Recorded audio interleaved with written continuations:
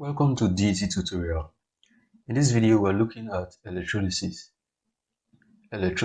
So what is electrolysis? Electrolysis is the chemical decomposition of a compound in its molten state or in solution when electric current is passed through it. It is the chemical decomposition of a compound. That is, it is the chemical breakdown of a compound. So it is the breakdown of a compound in its molten state, when the compound is in its molten state or when it is in solution. And what will bring about the breakdown?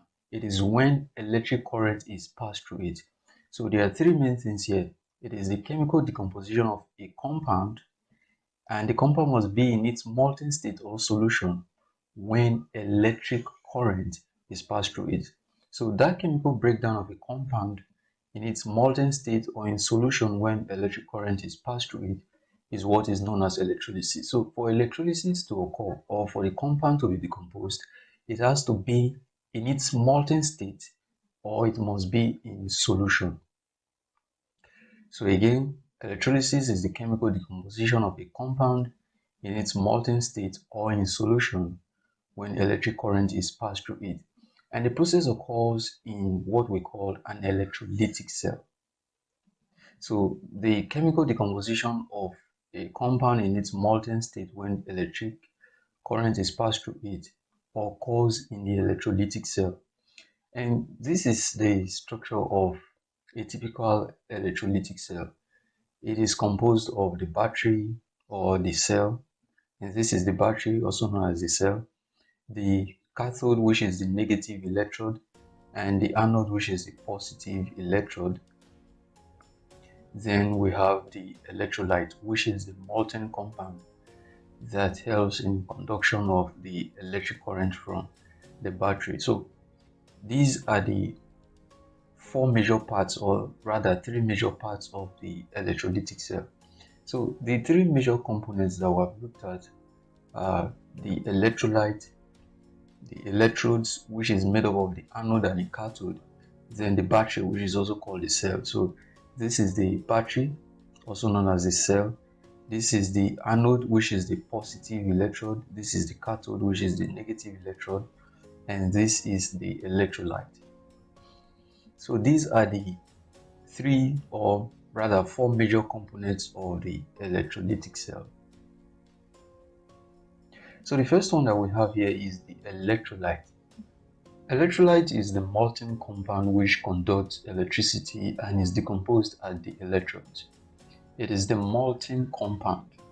Electrolyte is the molten compound, so it is the compound in solution, and it has to be a compound, not an element.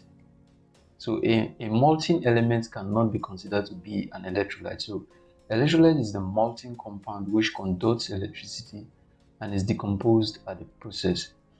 So like I said, this is the battery of the cell.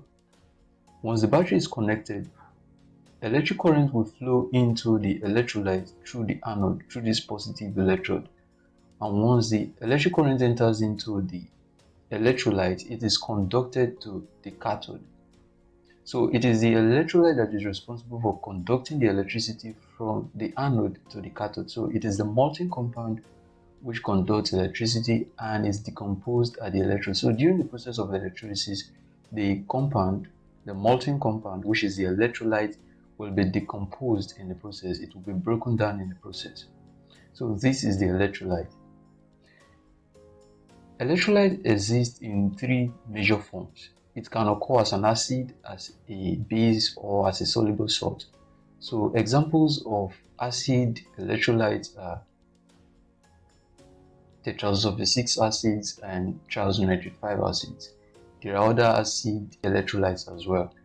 Then we also have the alkali. It can occur as an alkali, and examples of electrolytes which occurs as alkali are sodium hydroxide and calcium hydroxide.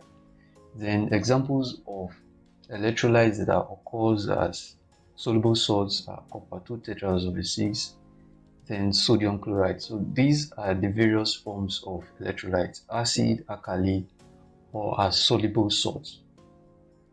So having known what the electrolyte is, let's look at the next component of the electrolytic cell, which is the battery. So the battery, the main function is generation of electricity. It helps in generating electric current. So once the battery is connected, electric current is generated, and that current flows into the electrolyte through the anode, and from the electrolyte it goes into the cathode, and then the current is conducted out. So the main function is just for the generation of electricity or electric current. Then the third component of the electrolytic cell we have here is the electrodes. And like I said, the electrodes are in two forms. We have the anode and the cathode. The anode is the positive electrode, while the cathode is the negative electrodes. So the electrodes, they are conductors through which current and electrons leaves and enters the electrolyte. They are conductors through which currents and electrons enters and leaves the electrolyte. So this must be noted. The two main things that enters and leaves the electrolyte through the electrodes are current and electrons. So it is through the electrodes that current and electrons enters and leave the electrolyte. So the positive electrode is known as the anode, while the negative electrode is the cathode. So this is a pictorial example or pictorial representation of this. This is the anode, the positive electrode, and this is the cathode, the negative electrode. So one important thing to note here is that as the battery is connected, once the battery is connected, current will enter into the electrolyte through the anode. So current will enter into the electrolyte, into this setup through this anode. So the current that flows from the battery goes down from here, down into the anode, and from the anode it enters the electrolyte. And the current will leave the electrolyte through the cathode. So current enters through the anode, while the current will leave. The current leaves through the cathode. So the current that has been conducted into the electrolyte via this anode will leave the electrolyte through the cathode. And one more important thing that occurs here is that as this process is going on, the electrons will enter into the electrolyte through this cathode, and they will be conducted out through the anode. So electrons will enter through the cathode, and the electrons will leave through the anode. So this is very important.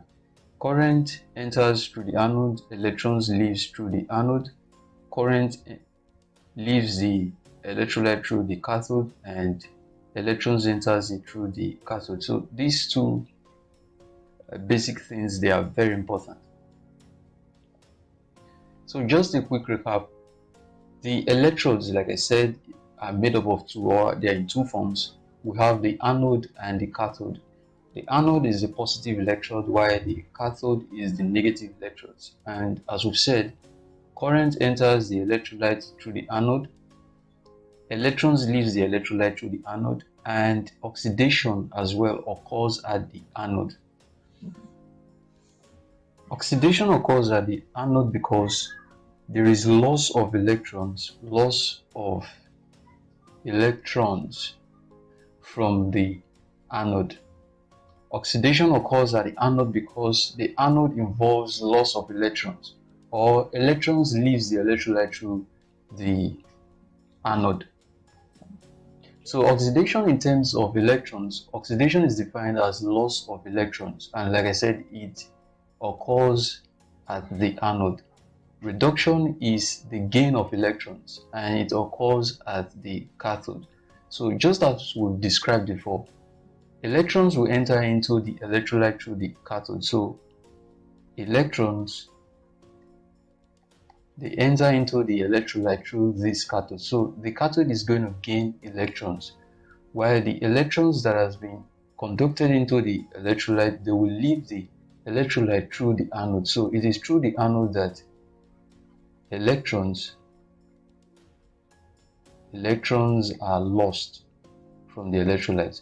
So the electrons that has entered into the electrolytes, they will leave the electrolyte through this anode. So oxidation will occur at the anode because it involves loss of electrons.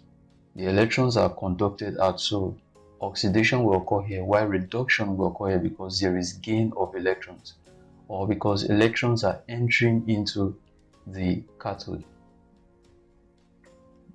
So this is very important. Oxidation occurs at the anode because of loss of electrons, while reduction occurs at cathode because there is gain of electrons. So anode is the positive electrode. Current enters the electrolyte through the anode, and it is through the anode that electrons leaves the electrolyte, and oxidation occurs at the anode. Oxidation occurs at the anode because it is through the anode that electrons are lost from the electrolyte. So oxidation is going to occur there. Oxidation, like I said, is the loss of electrons, and it occurs at the anode. So oxidation will occur at the anode because of loss of electrons. Then we also have the cathode, which is the negative electrode, and current leaves the electrolyte through the cathode, electrons enters the electrolyte through the cathode, and reduction occurs at the cathode. So reduction will occur at the cathode because there will be gain of electrons at the cathode. Gain of electrons. So just as I've explained here before, that electrons enters into the electrolyte through the cathode. So, and cathode is the negative electrode, anode is the positive electrode. So reduction will occur at this negative electrode because of gain of electrons. So reduction occurs at the cathode as a result of gain of electrons. It is through the cathode that electrons enters into the electrolyte. So these are very important. So before we move further, let's look at this 1996 why question. And the question is, which of the following statement is not correct about the electrolysis? Which of the following statement is not correct about the electrolysis? So the hallmark of this question is which of the statement is not correct. So the first statement I have here, which is option A, reduction occurs at the anode. Reduction occurs at the anode. Does reduction occur at the anode? So from what we've discussed, oxidation occurs at the anode, not reduction. Reduction is at the cathode. So reduction occurs at the anode is not a correct statement. So this is the correct answer to this option, to this question. Which of the following statement is not correct about the electrolysis? So reduction occurs at the anode is not a correct statement. So this is the correct answer. So even though without reading the other options, I already know that this is my answer. Then the next question I have here is a 2015 why question. And the question is, which of the following statements about an electrochemical cell is correct? Which of the following statements about an electrochemical cell is correct? Oxidation occurs. So you must know that oxidation occurs at the anode. We've discussed that before. And reduction will occur at the cathode. So the first option here, at the anode. Oxidation occurs at the anode. So this is a correct statement. Oxidation will occur at the anode. At the cathode is a wrong statement, or is a wrong option. At the cathode, what occurs is reduction. So option C, through the salt bridge, is a wrong statement. In the aqueous solution is a wrong statement. So which of the following statements about the electrochemical cell is correct? Oxidation occurs at the anode. This is the correct answer. Then the last question I have here is a 2008 why question, and the question is, oxidation takes place at the anode during electrolysis because the anode A is deficient of electrons, B is deficient of protons, C has excess electrons, then D has attraction for positive ions. So like what we said before, that during electrolysis, oxidation will occur at the anode because of loss of electrons. Loss of electrons. And reduction will occur at the cathode because of gain of electrons. So oxidation takes place at the anode during electrolysis because the anode will lose electrons. So because it is losing electrons, it will become deficient of electrons. So my correct answer to this option is deficient of electrons. So oxidation takes place at the anode during electrolysis because the anode is deficient of electrons. It's deficient of electrons as a result of loss of electrons from the electrolyte through the anode. So is it deficient in protons? No. Has excess electrons? No. This would have been true if we were talking of reduction, because during reduction there is gain of electrons. Electrons will not become in excess. So it would have been true. Option C would have been true if we were talking of reduction. Then option D has attraction for positive ions. So this is not. So oxidation takes place at the anode during electrolysis because the anode is deficient of electrons.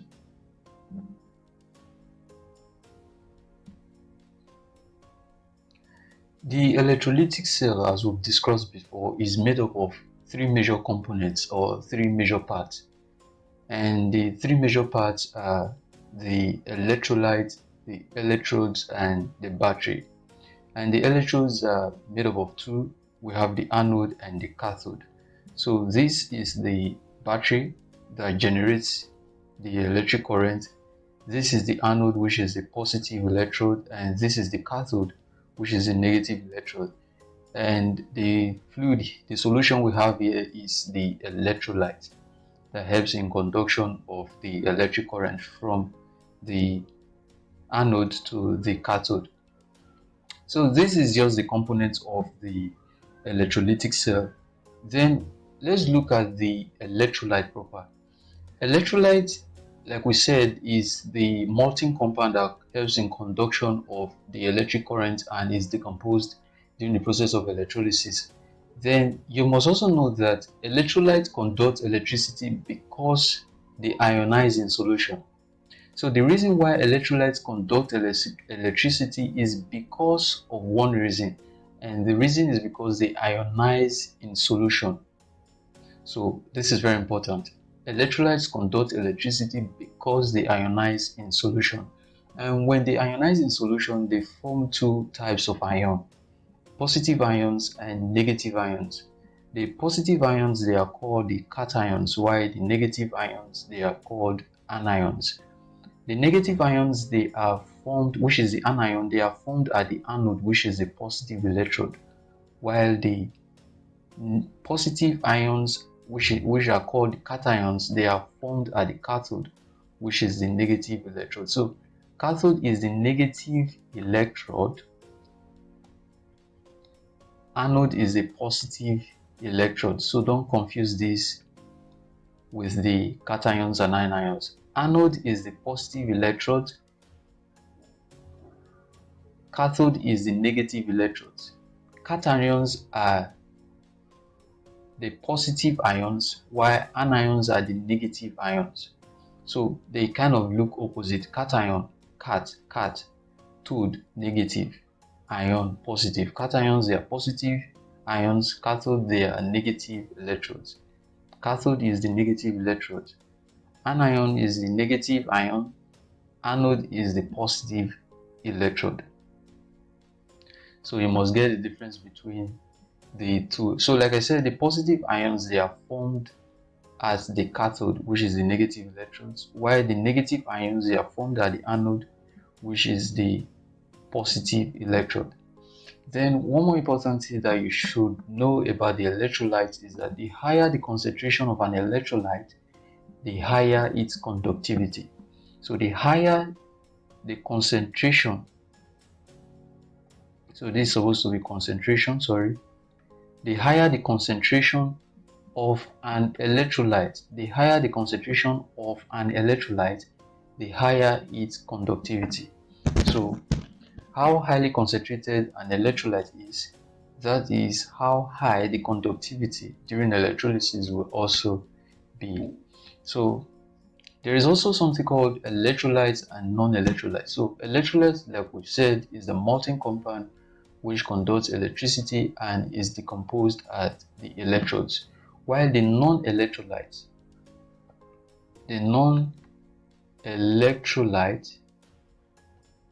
non-electrolyte or the non-electrolyte yes the non-electrolyte is the molten compound which do not conduct electricity. So they do not conduct electricity and is not decomposed at the electrodes.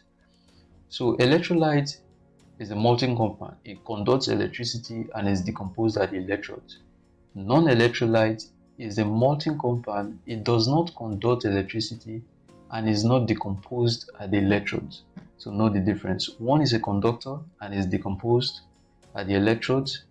The other, which is a non-electrolyte, is a non-conductor and is not decomposed at the electrodes. So that's the difference between the two. One is a conductor, the other one is not a conductor. Electrolytes, they are decomposed. Non-electrolytes, they are not decomposed. So, just as we've said, an electrolyte is a molten compound which conducts electricity and is decomposed at the electrodes. And examples of the electrolytes, they are sodium chloride, which is also called table salt, while potassium hydroxide, tetraoxo 6 acid, sodium triisocarbonate 4, then calcium chloride. So all these are examples of electrolytes. And from what I have mentioned before, that electrolytes exist in three major forms.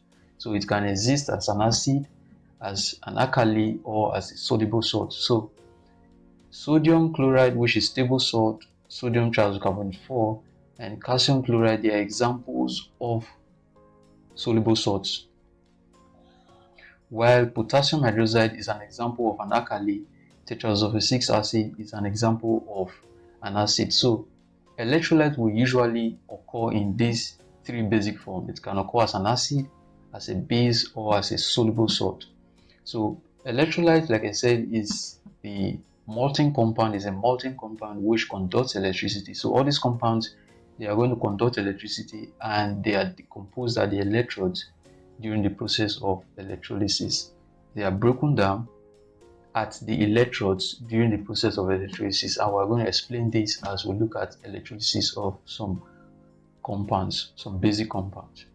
So non-electrolyte is the multi-compound, is a molten compound which do not conduct electricity and is not decomposed at the electrode. So the opposite of electrolyte is non-electrolyte. So the non-electrolyte is a molten compound which do not conduct electricity and is not decomposed at the electrodes.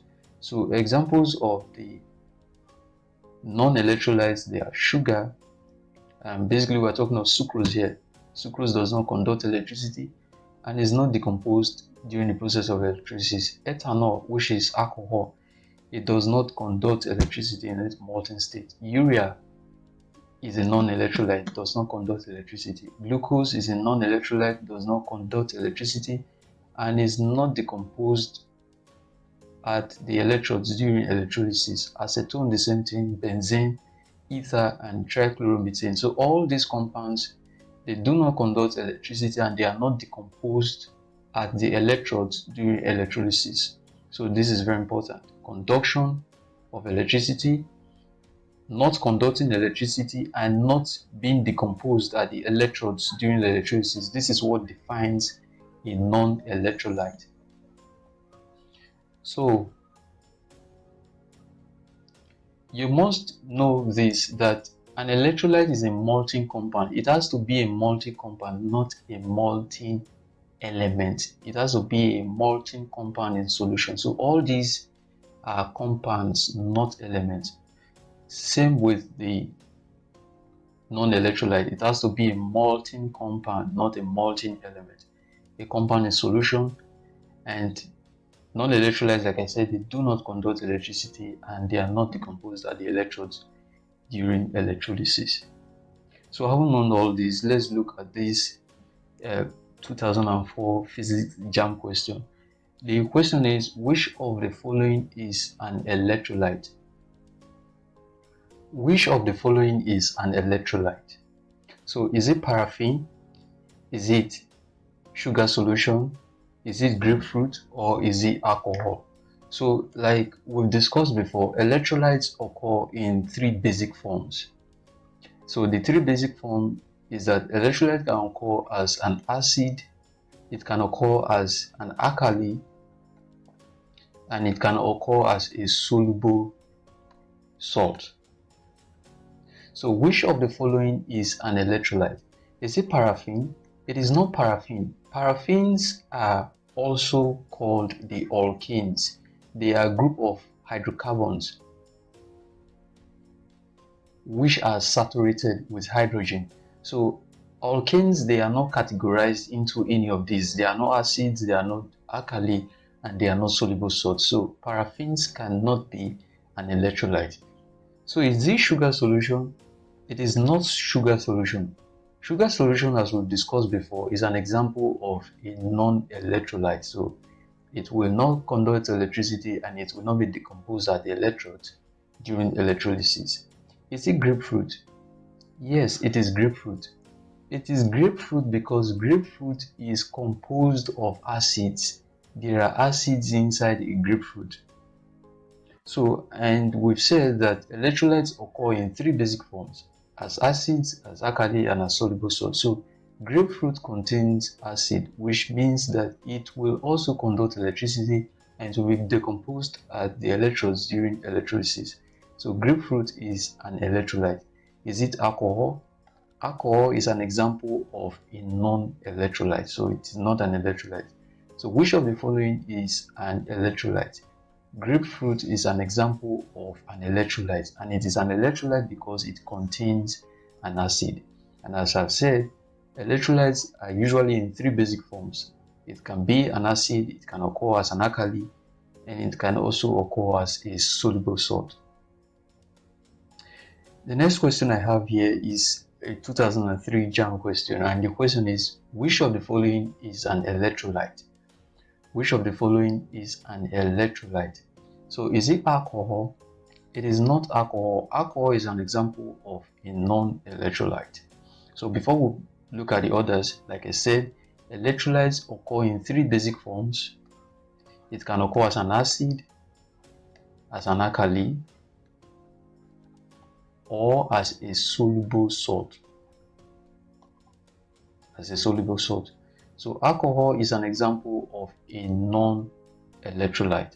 It does not conduct electricity and it will not be decomposed at the process during electrolysis. Then is it sodium acetate solution? Yes, it is sodium acetate solution. Sodium acetate solution is an example of a soluble salt.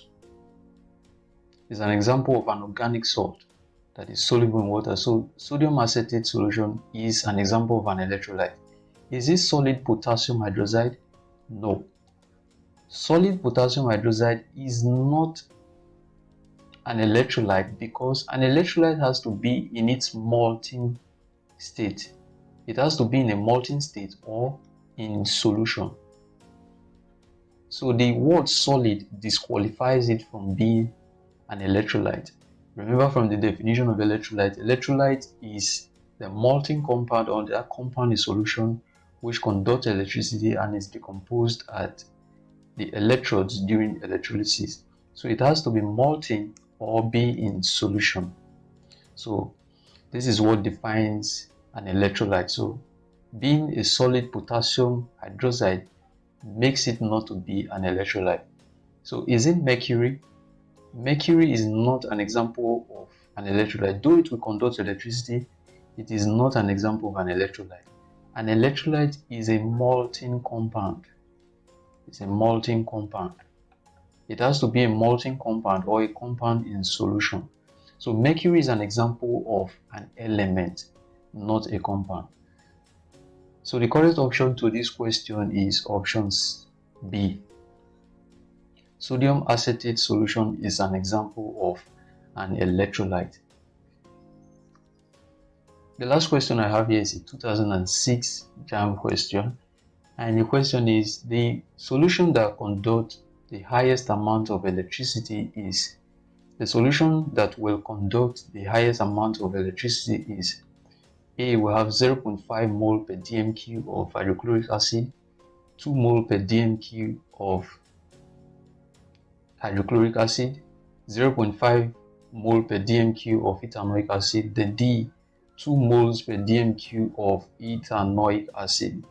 So ethanoic acid and hydrochloric acid, they will both conduct electricity. Hydrochloric acid is an example of a strong electrolyte. So this is a strong electrolyte. This is also a strong electrolyte. But ethanoic acid is an example of a weak electrolyte. This is also a weak electrolyte. It is a weak electrolyte because it will not ionize completely in solution. Hydrochloric acid, on the other hand, will ionize completely in solution. So the question is, which of them will not be, or which of them will conduct the highest amount of electricity? So with this, we have ruled ethanoic acid out because ethanoic acid is an example of a weak electrolyte. It will not conduct the same amount of electricity as hydrochloric acid because hydrochloric acid, they are strong electrolytes. So between 0.5 mole per dmq of hydrochloric acid and 2 mole per dmq of hydrochloric acid, which of them will not conduct the highest amount of electricity? So as we discussed before, the higher the concentration of an electrolyte, the higher its conductivity, or the higher the amount of electricity it will conduct. So mole per dmq is the unit for concentration of a compound. It is the unit for concentration. So like we said, the higher the concentration of the compound, the higher the electricity it will conduct. So the correct answer is option B. Remember, ethanoic acid, they are examples of weak electrolytes, and so they will not conduct the same amount of electricity as hydrochloric acid will conduct. Hydrochloric acid is an example of a strong electrolyte. And from what we discussed before, that the higher the concentration of a compound, the higher the amount of electricity to conduct. So 2 moles per dmq is higher than 0.5 mole per dmq. So 2 moles per dmq of hydrochloric acid will conduct the highest amount of electricity. So electrolytes, like we said, they are molten compounds or compounds in solution which conduct electricity, and they are decomposed at the electrodes during electrolysis. And from what I've explained before, electrolytes conduct electricity because they ionize in solution. So this is the basic reason why they can conduct electricity, because during the process of electrolysis, they will ionize in that solution. So, and like I've said, electrolytes can be a strong electrolyte or it can be a weak electrolyte. So when the electrolyte ionizes completely in solution, we call that electrolyte a strong electrolyte. And when the electrolyte ionizes slightly in solution, we call that electrolyte a weak electrolyte. And examples of a weak electrolyte, we have ammonium hydroxide is an example of a weak electrolyte. Even ethanoic acid is an example of a weak electrolyte. So examples of strong electrolytes, they are compounds that will ionize completely in solution. Examples, we have hydrochloric acid is an example of a strong electrolyte because it will ionize completely. We have sodium hydroxide is an example of a strong electrolyte because it will ionize completely. It will dissociate completely to ions. Then we have tetrasulfate 6 acid, H2SO4. Tetrasulfate 6 acid is also an example of a strong electrolyte because it dissociates completely in solution, or it ionizes completely in solution. Then we have triazonitrate 5 acid, HNO3 is also an example of a strong electrolyte because it ionizes completely in solution. So the strong electrolytes, there are so many: hydrochloric acid, sodium hydroxide, tetrasulfate 6 acid, triazonitrate 5 acid, and the rest. Then the weak electrolytes are basically ammonium hydroxide and ethanoic acid, and we have so many others as well. So let's just look at this question. Which of the following is a weak electrolyte? Which of the following is a weak electrolyte? So which of these is a weak electrolyte? So is it hydrochloric acid? Hydrochloric acid is not a weak electrolyte because it will dissociate completely in water. It will dissociate completely in solution. Sodium chloride is not an example of a weak electrolyte because it will ionize completely in water, so it's not a weak electrolyte. Triazole acid is not a weak electrolyte because it will completely dissociate in solution, to ionize completely in solution. Then ethanoic acid is an example of a weak electrolyte because it will not ionize completely in solution, it ionizes slightly. So this is the correct answer to this question. Which of the following is a weak electrolyte? So it's actually ethanoic acid.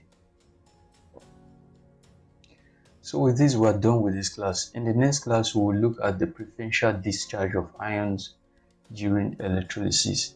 And the preferential discharge of ions during electrolysis is a concept that explains the ion that will be liberated or that will be discharged at the electrodes during electrolysis. So in the next class, we will look at this concept in detail.